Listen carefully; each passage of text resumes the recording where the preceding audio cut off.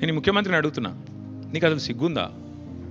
Maharashtra police వాళ్ళు వచ్చి ఇక్కడ నెలల తరబడి ఆ కంపెనీలో కూలీలుగా చేరి, కార్మికులుగా చేరి, నెలల తరబడి పరిశోధించి, చివరికి అది డ్రగ్స్ అని తెలుసుకున్న తర్వాత, నిర్ధారించుకున్న తర్వాత, నీకు ఖబర్ లేకుండా, నీ పోలీసు వాళ్ళకి ఖబర్ లేకుండా, నీ ఇంటెలిజెన్స్ వ్యవస్థ కుప్పగూలిపోయి, వాళ్ళు వచ్చి దాడి చేసి, మహారాష్ట్ర పోలీసు వాళ్ళు వచ్చి హైదరాబాద్లోని చర్లపల్లిలో దాడి చేసి 12,000 కోట్ల డ్రగ్స్ పట్టుకున్నారు.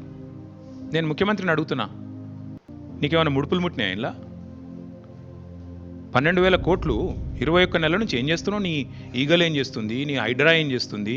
నీ హోంమంత్రిత్వ శాఖ ఏం చేస్తుంది? నీ పోలీస్ ఇంటెలిజెన్స్ ఏం చేస్తుంది? ముడుపులు తీసుకోవడంలో బిజీగా ఉన్నారా? ఎట్లా? హైదరాబాద్లోని చెర్లపల్లిలో 12,000 కోట్లు. ఇది భారతదేశంలోనే రెండవ అతిపెద్ద డ్రగ్స్ ఇప్పటిదాకా దొరికింది. ఇదివరకు ఒకసారి గుజరాత్లో దొరికింది 21,000 కోట్లు, ఇప్పుడు రెండోసారి 12,000 కోట్లు.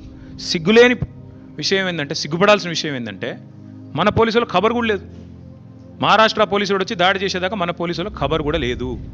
ముఖ్యమంత్రి గారికి ముడుపులు అందినాయి అనేది నా అనుమానం. అందుకే చూసి చూడనట్టు వేయండేమో, లేదా ముఖ్యమంత్రి బిజీగా ఉన్నాడేమో.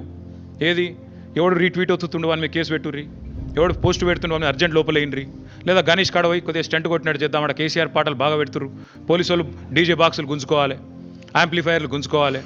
గదే పని ఏమున్నది ఇవాళ పోలీసు వాళ్ళకి రాష్ట్రంలో పని? పాపం పోలీసు వాళ్ళ బండ్లలో డీజిల్ దిక్కులేదు. మేము మమ్మల్ని అరెస్ట్ చేస్తుంటే హరీష్ రావు గారు అడిగినారు, ఏమైనా నీకు టీఏ వచ్చిందని అడిగారు. పాపం ఆయన నవ్వుతుండు పోలీసు ఆయన. టీఏ వచ్చినాదే మీ బండ్లలో డీజిల్ అని వస్తున్నాదే అంటే చెప్పలేకపోతున్నారు, పోలీసు వాళ్ళు నవ్వుతున్నారు. అట్లాంటి పరిస్థితి ఉన్నది వాళ్ళు. అందుకే ఈ రాష్ట్ర హోంమంత్రికే ముడుపులు అందినట్టుగా నాకైతే అనుమానం ఉంది.